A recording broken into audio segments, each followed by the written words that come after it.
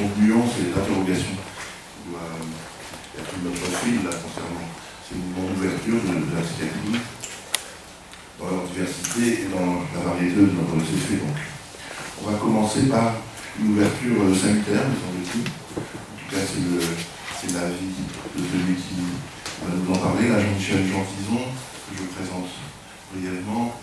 Jean-Michel Jeantison est psychiatre, psychanalyste, il a été praticien hospitalier, en particulier ici à Sainte-Anne, mais pas seulement, je crois qu'il va nous en faire part. Et il est également, ça nous intéresse aujourd'hui, directeur des éditions des Crépuscules, où vous trouverez plusieurs des ouvrages qu'il édite sur la table à l'entrée. Jean-Michel a été interne puis assistant de Georges Daumaison au Centre Henri Roussel, côté de l'amphithéâtre manoir devant lequel chacun de nous a pu passer là en arrivant, dont nous fêtons, c'est vrai, Clément Fromentin le rappelait à l'instant, nous fêtons le centenaire, c'est 1922, et qui nous parlera, je pense, de l'ouvrage qui avait été édité au moment du cinquantenaire d'Henri Roussel. Tu nous diras un petit mot de la photo qui vient se projeter derrière nous, mais dont tu vas évoquer ce moment doré, peut-être cette période dorée, une certaine ouverture de la psychiatrie que nous devons à Georges Daumaison, dont tu as été non seulement témoin, mais un acteur. Alors, je te remercie de ta participation et je te passe la parole. Je dis un mot ensuite, puisque Françoise Gorog, qui va discuter aussi de cette intervention, puis celle de Christian Bédit et Isabelle Fernandez, et elle aussi présente dans cette période d'Henri Roussel, une période, je crois, d'internat pour elle. Françoise Gorog, il a peine besoin de présenter, et elle aussi, praticienne hospitalière, chef de service à l'hôpital Sainte-Anne, psychiatre et psychanalyste à Paris, et je crois qu'elle aura beaucoup de choses à nous dire aussi de cette période. Donc je ne m'appesantis pas et je passe la parole à Jean-Michel Jeantison. Merci beaucoup, Nicolas. Je voulais remercier donc l'évolution psychiatrique de m'avoir proposé d'intervenir aujourd'hui, Nicolas Dissez en particulier, qui est un ami de longue date. Je pense aussi que cette intervention, je la place comme un hommage à Georges Daumaison, avec qui j'ai travaillé pendant longtemps, et qui était vraiment, Françoise pourra en témoigner aussi, quelqu'un qui était un éclaireur de la psychiatrie à cette période-là, et quelqu'un qui nous a montré ce qu'était l'engagement dans cette profession et dans cette résolution de soins. Avant de présenter Georges Daumaison, je le présenterai en m'appuyant à la fois sur des souvenirs et puis sur des témoignages de deux de ses principaux compagnons, c'est-à-dire François Tosquelles et Lucien Bonafé, que j'ai connu, qui venait aussi fréquemment ici à Magnan. Donc avant de le présenter, je pensais que c'était intéressant en fait, de faire un état des lieux, c'est-à-dire de dire ce qu'était le service à cette période-là. Vous voyez la photo du cinquantenaire, c'était tout de même une équipe extrêmement consistante, puisque sur la photo, j'ai compté, il y a 105 personnes, infirmières, médecins, psychiatres, consultants. Parmi ces consultants, on voit Daumaison à côté de Madame Pierra Audanier, qui intervenait dans un pavillon chaque semaine. Parmi les consultants, il y avait quelqu'un que tout le monde connaît de nom, à qui on pouvait envoyer des patients qui devaient avoir 80 ans à l'époque et qui acceptaient encore de nouveaux patients, c'était Gaston Fervière. Un autre consultant était Busdorf, enfin un ami de Daumaison. Donc je voulais faire un état des lieux parce que moi-même je ne me souvenais pas vraiment tout ce qu'il y avait au niveau de ce service qui était le secteur 22 à cette période-là. Donc au centre de ce service, la salle Magnan. C'était vraiment une ancienne salle que vous avez connue les uns les autres, pas tous, qui a été malheureusement détruite par un collègue qui avait réglé des comptes avec la psychanalyse et avec Lacan à travers cette destruction. Mais en tout cas, c'était le cœur battant du service. De part et d'autre de cette salle, alors la salle Magnance, elle vibrait le vendredi matin, puisqu'il y avait la présentation de Lacan, j'en reparlerai tout à l'heure. Et puis les réunions du service, le séminaire. De Maison avait fait pendant de longues années un séminaire sur la psychose, où il invitait des collègues. Il y a eu Lucien Bonafé qui est venu une soirée qui est restée mémorable, parce que Lucien Bonafé, c'était un révolutionnaire, un homme d'un lyrisme extraordinaire et qui était un orateur absolument fabuleux. Et puis une soirée aussi où Henriet avait été convié. Il avait exposé, c'était en 71, 72. Je ne sais pas si tu y étais, Françoise. Il me semble, oui. Henriet était à bout de la table, il avait, je la raconte maintenant, il avait exposé les linéaments et les conceptualisations de l'organodynamicisme. On était nombreux à l'écouter, on était internes. Et à l'autre bout de la table, j'ai raconté souvent j'ai raconté aussi, vous intéresser, en tout cas. À l'autre bout de la table, il y avait un jeune homme, il était encore jeune homme, qui s'appelait Charles Bellemant, qui, à la suite de l'exposé de Haye s'est levé. Il a interpellé le maître, c'était le pape de la psychiatrie qui était. Henriet était le pape de la psychiatrie. Il a interpellé Henriet sur sa méconnaissance de l'inconscient, sa méconnaissance de l'objectif du signifiant, et ça a été un moment, je dirais moi, une scène primitive à cette époque-là, d'une scission, d'une fêlure, d'une fracture qui se faisait entre la psychiatrie et la psychanalyse, lacanienne en tout cas. Bon, voilà. Oui, le service d'Henri Roussel, c'était d'abord 4 pavillons. Le pavillon Pinel, dont le médecin assistant était Françoise Castel, que j'ai connu pendant quelques mois, et à laquelle Marcel Zermatt a succédé. Marcel Zermatt, je l'ai connu en 1969, il est décédé l'année dernière. C'est aussi, parler de lui aujourd'hui, c'est aussi lui rendre un hommage, parce qu'il a sa présence à Sainte-Anne reste significative. Donc c'est Marcel Zermatt qui a repris le pavillon. C'était un pavillon qui faisait une vingtaine de lits, 22. Il y avait le pavillon Esquirol, donc à gauche de la salle Magnan, où je travaillais comme interne. L'assistant était Dupasquier, Yann Dupasquier, je ne sais pas si c'était quelqu'un qui était aussi psychanalyste, qui a fait beaucoup de pédopsychiatrie également, et ensuite, et qui était un homme bienveillant et attentif. Morel, de l'autre côté de la salle, à droite, dont l'assistant était Edmond Sanquer, et puis Ferrus, avec Benoît Dalle, qui a écrit plusieurs livres sur Sainte-Anne, notamment un livre qui s'appelle Traverser Sainte-Anne, qui est intéressant. Dans chacun de ces pavillons, on travaillait un analyste.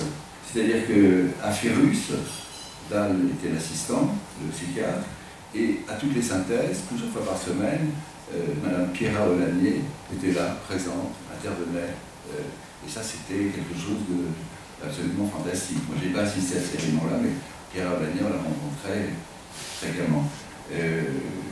À Pinel, c'était Marcel Zermatt, à Esquirol, Georges de Maison, dont je parlerai tout à l'heure, était présent à toutes les synthèses de ces différents pavillons. Celle du pavillon Esquirol était une toute petite pièce où on se retrouvait les uns sur les autres, à peu près.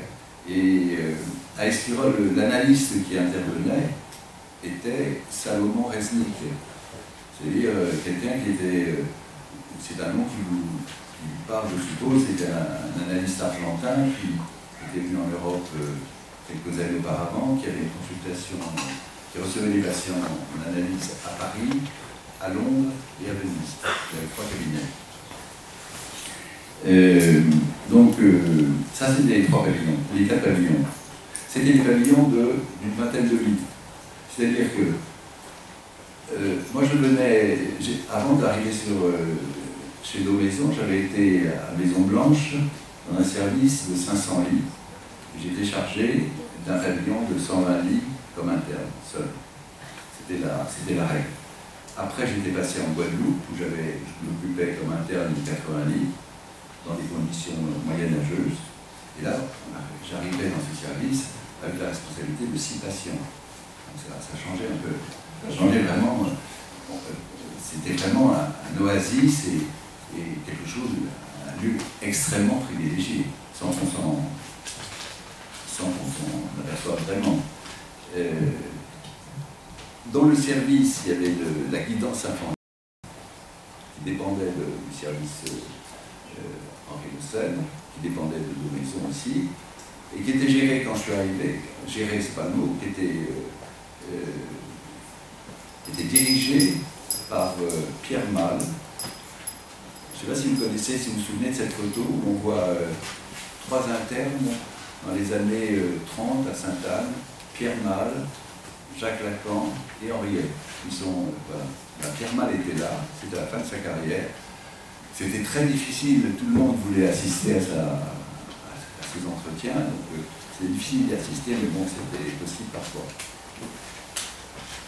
Il y avait le CMP de la rue Tiphaine, donc il travaillait. Dans ce CMP de la rue Tiphaine, je côtoyais, j'ai travaillé souvent, donc j'avais une consultation pendant longtemps. Il y avait Robert et Rosine Lefort, qui ont fait un livre sur... Robert et Rosine Lefort étaient des intervenants réguliers du séminaire de Lacan. Ils ont fait un livre sur l'autisme, sur la prise en charge des psychoses infantiles. C'était assez passionnant, ils étaient là. Et puis, ces structures-là, le CPOA, qui était d'invention, Daumaison, en arrivant à Sainte-Anne, avait créé l'admission, avait repris l'admission, où les patients étaient observés pendant 2-3 jours avant d'être dirigés. Il avait créé le CPOA en 1967, qui était un lieu d'accueil, de consultation, et puis ensuite d'orientation. Et c'était une première consultation un peu centrale sur Paris d'urgence, où les patients venaient, où les gens venaient soit directement, soit en ambulance, soit adressés par... à mon époque, c'était en 71-72, on recevait une trentaine de patients par 24 heures. À partir du matin jusqu'à la nuit, ça continuait, c'était vraiment un service très actif. C'était dirigé par une collègue qui s'appelait Sarah Day, et moi j'ai repris, ensuite je suis succédé à partir de 74, je crois. Et puis la consultation dont j'ai parlé, c'est-à-dire, j'allais dire, les vieux psychiatres qui étaient là, Ferrière, Gustave, beaucoup d'autres, à qui on pouvait adresser le patient. Voilà un peu pour présenter l'état des lieux. J'ai noté, j'ai pris des notes aussi pour cette intervention, c'était quand on arrivait à Henri de Seine, donc en 71-72, on était dans une ruche, c'était une véritable ruche intellectuelle. Et en même temps, donc dirigée par Daumaison, et en même temps le centre vital de la psychiatrie française, parce que Daumaison avait été président du syndicat des psychiatres des hôpitaux, donc il avait un passé, une carrière, et puis une personnalité aussi assez extraordinaire que je vais décrire. Le service donc, dirigé par Georges Daumaison était un lieu de soins, de réflexion clinique, de pratique institutionnelle, un entrecroisement où se construisait une psychiatrie humaniste, centrée sur le patient, attentive à l'être souffrant et entravé. Georges Daumaison était la référence centrale dans ce service qu'il avait créé en tant que syndicaliste actif et se situant au confluent de nombreux courants de réflexion depuis la guerre. C'est lui qui avait inventé le terme de psychothérapie institutionnelle avec Philippe Quéclin dans un article en espagnol. C'était un rassembleur. Il avait regroupé autour de lui et autour de sa pratique des personnalités importantes de cette période-là. Jacques Lacan, qui venait faire ses présentations cliniques chaque vendredi matin. On en parlera, j'en parlerai tout à l'heure. Pierre Aulagnier, qui est une figure et qui a laissé une œuvre considérable sur la psychose. Salomon Resnick, donc, avec qui j'ai travaillé, on a suivi des patients en thérapie à partir du pavillon que j'étais. Et puis donc ses assistants de service, Marcel Zermatt, Dahl et Monsanquer. Je voulais, pour parler de nos maisons, je voulais m'appuyer sur, si je retrouve, oui, je voulais faire appel à deux de ses proches. La psychothérapie institutionnelle, elle est née en 1940 à Saint-Alban. On connaît l'histoire, je ne vais pas la reprendre, mais ces deux personnages, c'était Lucien Bonafé et François Tosquelles, qui se sont retrouvés pendant la guerre, abrités à Saint-Alban. Saint-Alban, c'est l'hôpital dans l'Ariège. Non, Lozère. Pardon. Margerie. Lozère. La Lozère. Et à Saint-Alban, à cette période-là, en 1940, ils y sont restés toute la guerre. Et c'est un lieu de résistance. N'oublions pas qu'il y a eu pendant la guerre 40 000 morts dans les hôpitaux psychiatriques français de famille. Et c'était quelque chose qui, dans la bouche de Bonafé, disait plus jamais ça. Plus jamais ça, c'était son Délinda Est. À Saint-Alban, il y avait Paul Éluard également. Et Candidaine. C'est-à-dire que ça faisait un petit groupe, déjà, ça fait un groupe de travail assez intéressant. Ça faisait un cartel assez intéressant.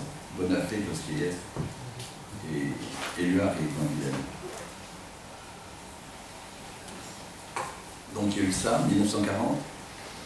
Ensuite, il y a eu le colloque de Montpellier en 1942, où là se sont joints Henriet, Follin, Daumaison, Bonafé, Tosquelles. Ça a été le ferment et l'ouverture vers la psychothérapie institutionnelle et vers plus jamais ça, et vers une construction, une réflexion sur la psychiatrie humaine. Il y a une réflexion, on raconte souvent que Tosquelles, en arrivant, faisant référence à la fois à Hermann Simon, mais aussi surtout à Esquirol. Esquirol donc,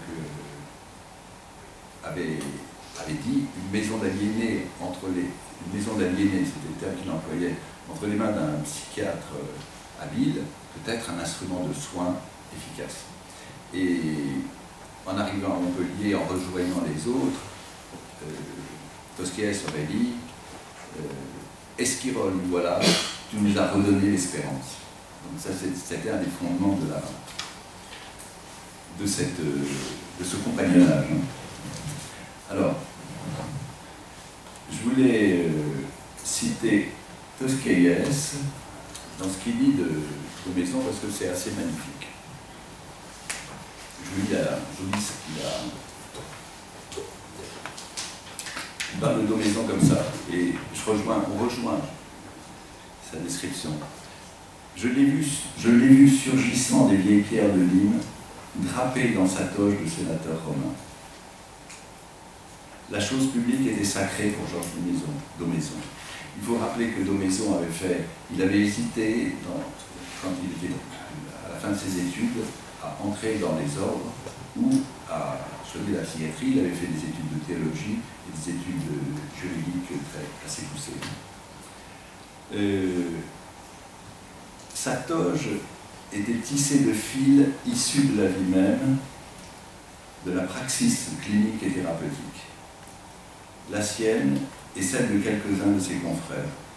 Je devrais dire ici de tous, parce qu'au-delà des solidarités évoquées, la praxis psychiatrique constitue un tout à l'intersection de la synchronie et de la diachronie. Ça, c'est important aussi. La synchronie et la diachronie. C'est le sujet présent et l'histoire familiale, les générations, disons le transgénérationnel déjà. Un peu plus loin, c'est Tosquelles, oui, un peu plus loin, il relit « L'étoffe de sa toge était tissée des fils issus de l'enjeu de la thérapeutique possible. » Voilà, je trouve cette description de Tosquelles absolument magnifique. Oui, sa réflexion à Montpellier, c'était « Esquirol, voilà, tu nous as redonné l'espérance. » D'accord. Et puis, je voulais faire appel aussi à cet autre compagnon qui était Lucien Bonafé, qui est souvent ici à intervenir. Et il a fait, au moment de la mort de Daumaison en 1979, il y a eu un recueil d'articles, et Bonafé avait fait un hommage à Daumaison. Le recueil s'appelait « Mélange à l'honneur de Georges Daumaison, recueil, regard, accueil et présence ». Et Bonafé avait fait un article qui s'appelait « Ça reste valable », cet article devrait être, on aurait dû le diffuser dans la salle, et le diffuser à tous les psychiatres actuels, un état de carence sévère, le manque de quichotisme.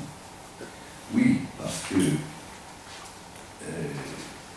Daumaison, comme ses compagnons, comme Tosquelles, comme Henriet, comme Louis Le Guillan aussi, qui était un psychiatre que j'ai connu, qui était quelqu'un du Parti communiste et très, très engagé dans la psychiatrie sociale. Il avait notamment fait des recherches sur les sœurs Papin, un très bel article sur les sœurs Papin. Donc, tous ces psychiatres de cette époque-là étaient animés de quichotisme.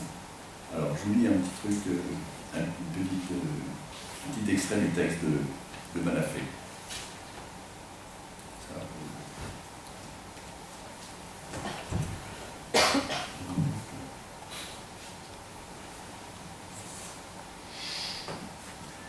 Le psychiatre, homme de la folie, est aussi chevalier de la folie, implicitement contenu dans sa vocation, affirmé dans la découverte de l'objet de son métier. Le goût de l'aventure marque sa personnalité. Il a un côté redresseur de tort, il aime livrer sinon des batailles perdues d'avance, du moins un combat contre des moulins. Car le monde prétend qu'il s'agit de moulins à vent, mais lui sait et voit là des ennemis de la vérité. Il délivre les galériens, il prend parti contre les docteurs, mais aussi contre le monde, et cette protestation contre l'ordre établi est l'un des mobiles les plus féconds de son effort. Ah, je trouve ça magnifique parce que il délivre les galériens, on entend beaucoup d'autres choses là derrière. Les galériens, c'est les patients qui souffrent, qui souffraient aussi à cette période-là, dans d'autres lieux. Et les docteurs, je pense au comportementalisme, je pense au DSM 3, 4, 5, etc. Et il mettait, Bonafé continue en disant, à propos de Don Quichotte, il disait en tout cas, heureusement, nous sommes en bonne et riche compagnie, et il citait un compagnon de Daumaison qu'on voyait souvent au CPOA qui venait le saluer, qui était Julian de Albriaguera, qui est un neurologue, qui avait un service de psychiatrie à Genève. François Tosquelles y passait souvent, Henriet était là fréquemment, Louis Le Guillan, j'en ai parlé, et Daumaison. Et Paul Balbec avait créé les clubs, qui était aussi psychiatre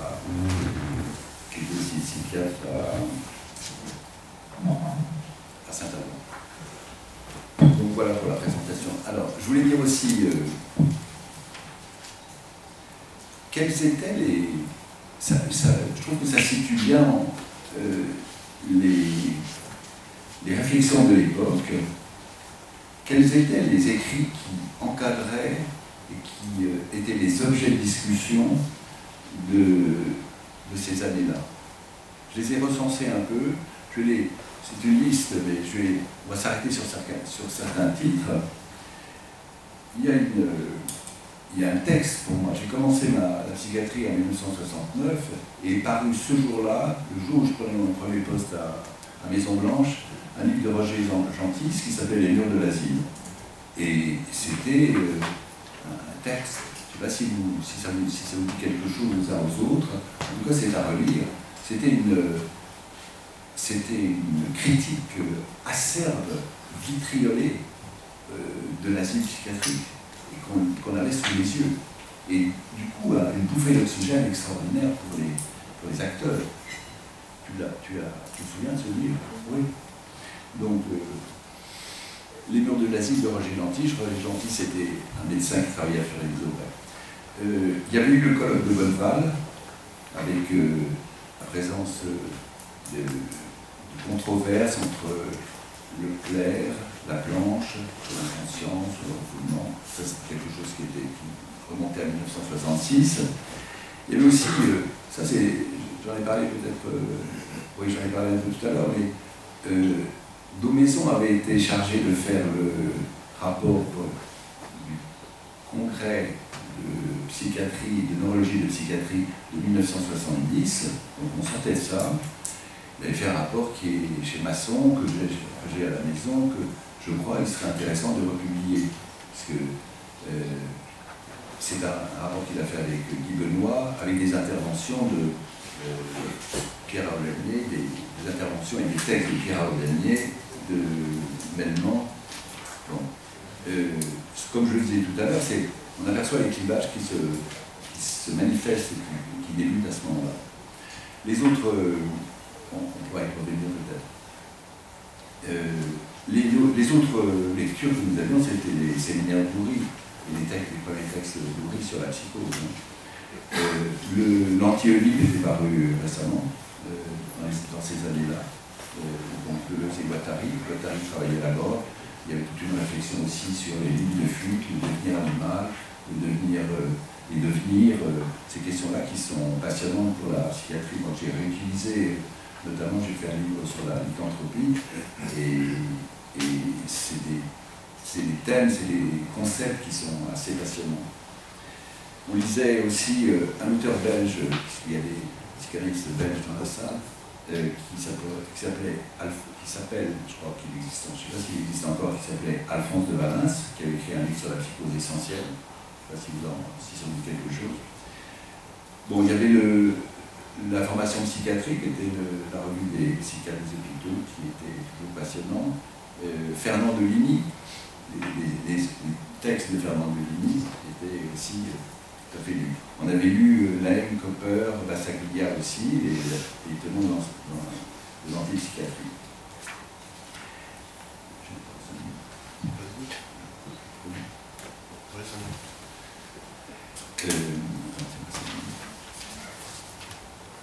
Oui. On pourra reprendre tous ces éléments-là dans les discussions, dans les tables rondes. Ce que je voulais dire pour terminer, en tout cas pour conclure, Henriet avait été un personnage vraiment très important de la psychiatrie française. Il avait obtenu en 1968 la séparation de la neurologie et de la psychiatrie, ce qui était quand même, a posteriori, c'était quelque chose de très important, parce que les psychiatres étaient neuropsychiatres à cette période-là. Ils recevaient indifféremment les affections neurologiques et psychiatriques. Et vraiment une... Pardon.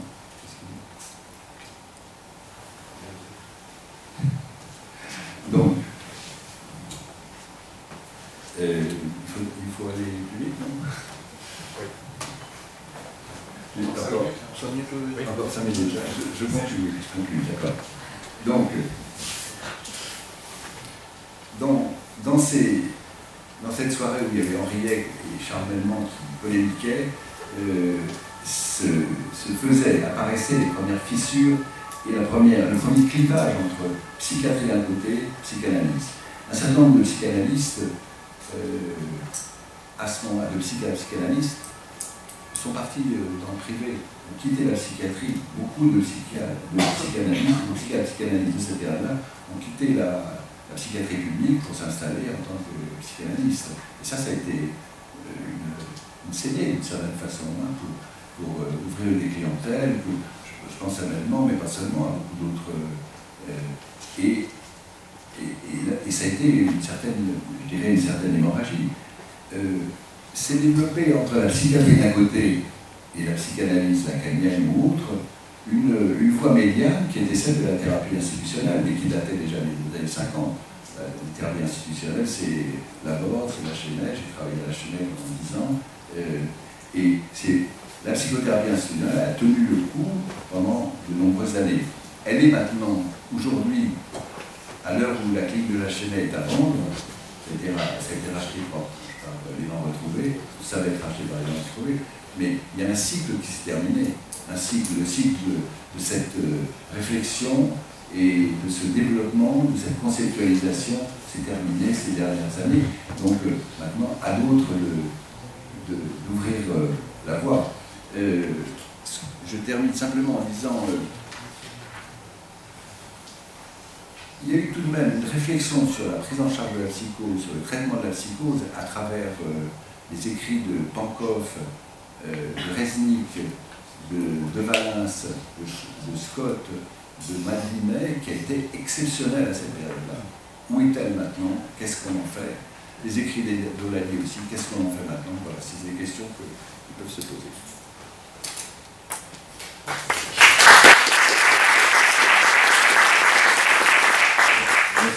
Merci beaucoup, Jean-Michel, d'avoir su restituer le carrefour de ce moment-là qui a été celui du centre de Bruxelles. C'est vrai ça se prêtait à ouvrir notre réflexion, puisque c'est le lieu des premiers services ouverts, ou quasiment un des novateurs dans l'ouverture des services, dans le fait qu'on y recevait des patients non plus internés, mais hospitalisés, on dit aujourd'hui en service public. Ça a été un point de départ pour la politique de secteur. Il faut rappeler un autre des internes de nos maisons de capacité, c'est Philippe Comel, mais je pense qu'il était dans l'ambiance que tu as donnée.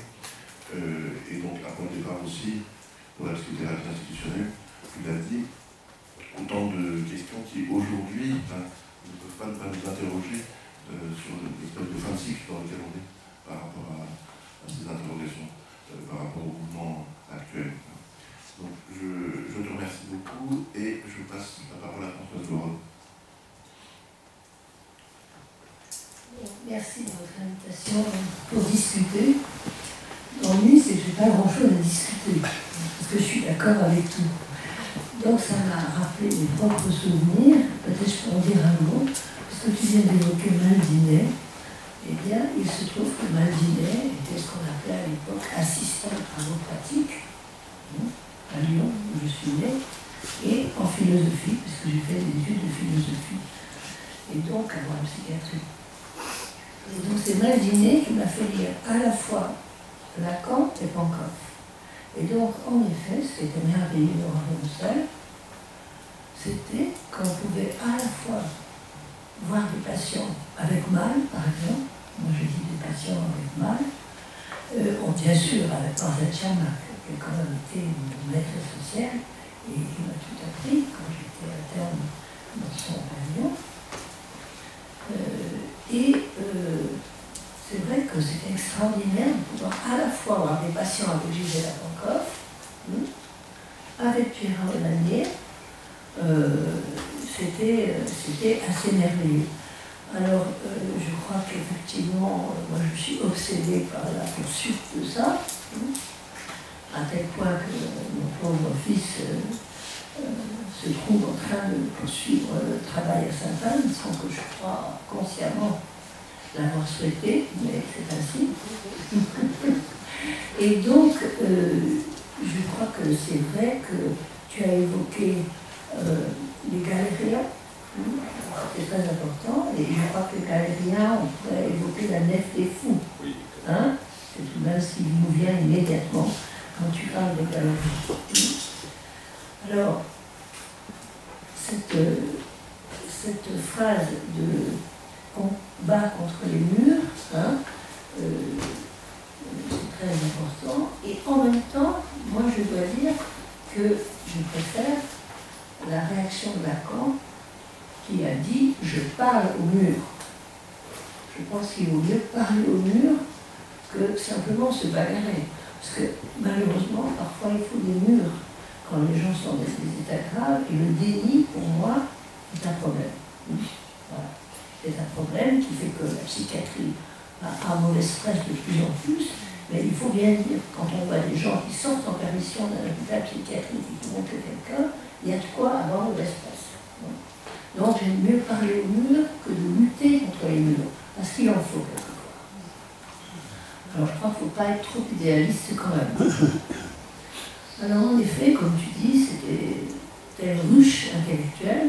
J'aime beaucoup ce que tu dis, ruche intellectuelle, parce que si on reprend par exemple encore Lacan, eh bien, c'est des abeilles, et en particulier les petites femmes, nous sommes plus abeilles, et donc nous bossons en général plus comme des folles toute la journée, ce qui fait que nous allons moins dans les réunions syndicales, ce qui m'a été fort reproché, et dans toutes sortes de réunions que les personnes qui sont moins petites abeilles.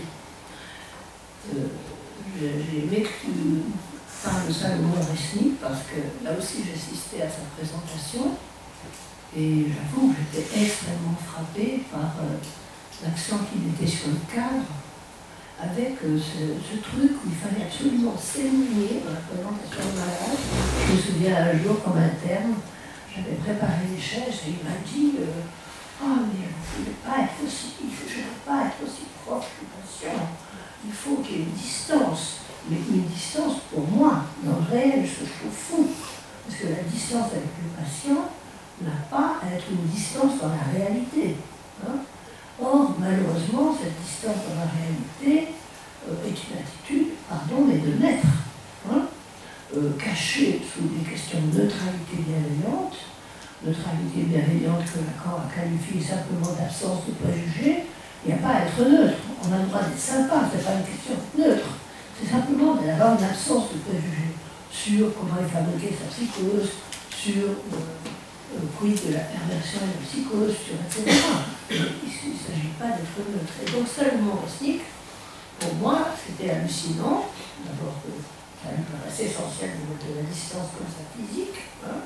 Et ce qui est le plus drôle de ma vie, c'est que j'avais un patient mélancolique, très grave, qui est un ingénieur très intelligent, qui est resté 1 an en réocèle, sans guérir, et le comble a été, quand j'en ai parlé à Salomon Resnick, il m'a dit, faites-lui des électrochocs. Et ça, j'ai trouvé ça quand même hallucinant. Je l'ai fait, et ce patient n'a jamais rechuté. Il a épousé une japonaise, c'est ce que je conseille aux mélancoliques aussi. À l'époque, les japonaises étaient un régulateur d'humeur magnifique. Grâce à cette japonaise, ce type n'a jamais rechuté. Je l'ai vu pendant 20 ans, 30 ans, et il n'a jamais rechuté. Donc, ceci, évidemment, fait que je ne peux qu'être d'accord avec ce qu'on a pu apprendre dans cette ruche intellectuelle. Et bien sûr, Marcel Tchermak m'a pratiquement tout appris. J'étais plus souvent en train d'écouter lui que d'aller voir en effet toutes ces personnalités importantes et fascinantes. Je crois que je me souviens qu'un jour, au bout d'un calme mélancolie, il m'a bien engueulé en me disant ça sert à rien. J'ai essayé de lui dire mais non, vous n'êtes pas coupable. Il avait parfaitement raison, j'étais une gamine. J'étais une gamine. Il m'a bien engueulé là-dessus. Il avait raison. Ça avait resté pour toujours. Et donc je crois qu'effectivement, moi je ne rêve que d'une chose, c'est de se refasse un Henri Haussel. Mais c'est évidemment pas possible, mais c'est pour ça que j'ai essayé de créer l'Institut de psychanalyse, et je crois que aussi, je me permettrai de dire que je reproche beaucoup aux psychanalystes leur mésentente, et je suis tout à fait hostile à ça. Y compris sur le site de Patrick Journal, on lit des choses que je trouve scandaleuses. Quand vous pensez que le public a accès à ça sur Internet, je ne vois pas comment la psychanalyse peut s'en sortir. Donc, je crois vraiment que c'est sérieux, que les querelles entre analystes sont débiles, et que, malheureusement, c'est quand même beaucoup elles qui ont foutu par terre la psychanalyse. Car, Henriel, quand même, était tout à fait critique vis-à-vis de Lacan et réciproquement. Il n'y a qu'à voir quand même les colloques dont tu parles, il n'y a qu'à voir ce que ça a donné. posait quand même une mésentente absolue, il ne faut pas rigoler, l'accord n'était pas du tout pour cette psychiatrie. Mais justement, peu importait, c'est ça qui compte, que peu importe les querelles personnelles, qui ne devraient jamais publier des rations suffisamment folles et débiles pour vraiment, c'est pas la peine que les gens les lisent. En revanche, oui, en effet, je pense quand même que l'union fait la force, et que psychiatrie et psychanalyse devraient à nouveau être en bon terme. Je trouve d'ailleurs que Raphaël Gaillard, qui est le chef de pôle auquel je participe, a quand même fait un effort considérable pour aider l'Institut de psychanalyse, que quand on lit son livre, on voit qu'il pense quand même qu'il n'y a pas que les neurones, et qu'il a lui-même pu dire que ce qui manque à la psychiatrie actuelle et qui la rend si peu intéressante, je le cite, c'est l'absence de récit. C'est une façon de dire, elle n'est pas forcément complètement psychanalytique, pas complètement lacanienne, mais tout de même. Donc je crois que c'est fondamental. Je suis désolée, mais je travaillais comme une folle toute la journée dans mon service. Il y a l'évolution, il y a le syndicat, on l'a beaucoup reproché, mais je pense que déjà les moyens n'étaient pas énormes et que donc il fallait bosser comme des dingues. Et si on voulait bien soigner les malades, si on voulait les écouter, si ce n'était pas juste. Et je crois qu'effectivement, il faudrait trouver des solutions, peut-être ici, pour qu'il y ait quelque chose qui se reproduise de cette espèce de lien qui n'est pas rejeté par tous les psychiatres non psychanalystes. C'est pas vrai, il y en a qui s'intéressent à ça. On ne sort pas d'ici avant de l'avoir trouvé. On ne sort pas d'ici avant de l'avoir trouvé les premiers domaines. Oui, mais ça c'est pas compliqué. Et donc, je crois que c'est essentiel de revenir au scène. Je crois que c'est vraiment formidable, que ça a été un endroit magique, que effectivement ça a été un lieu, un premier service libre, à temps quotidien.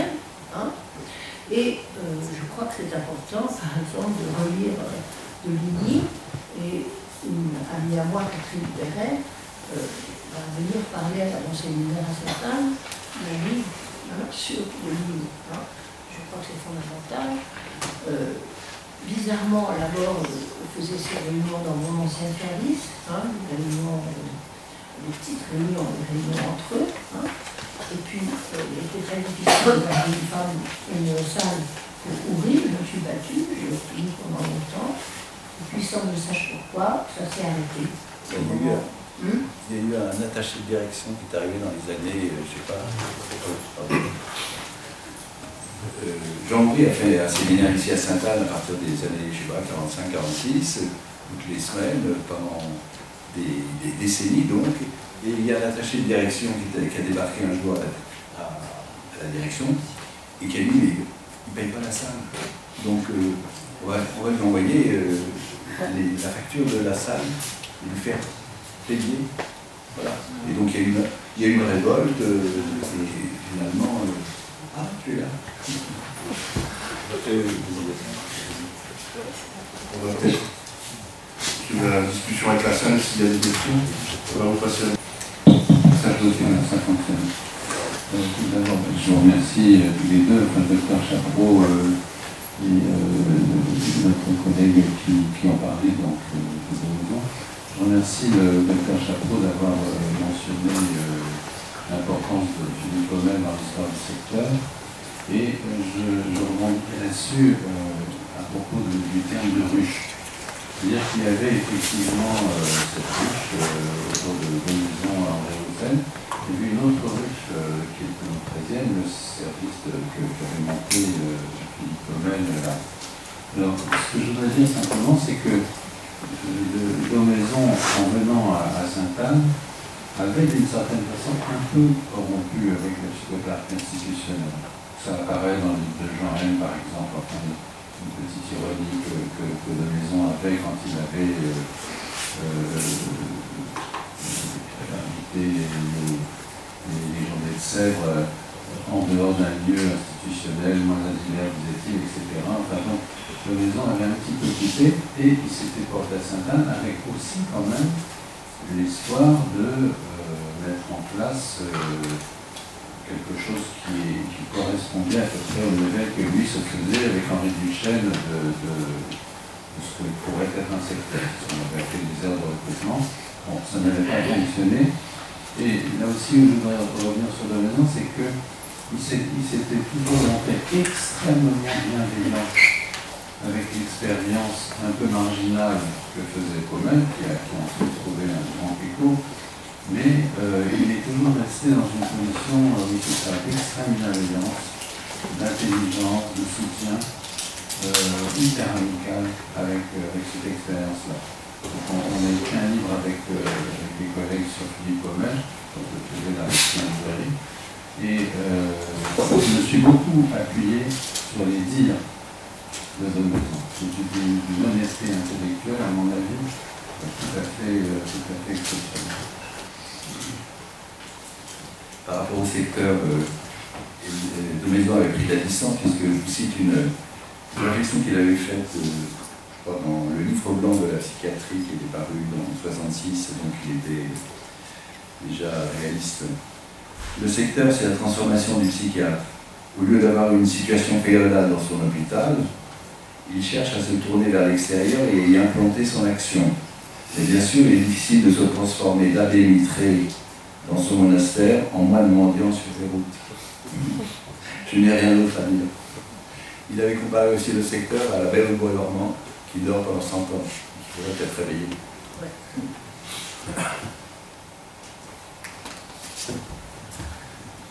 Réveillons la belle au bois dormant.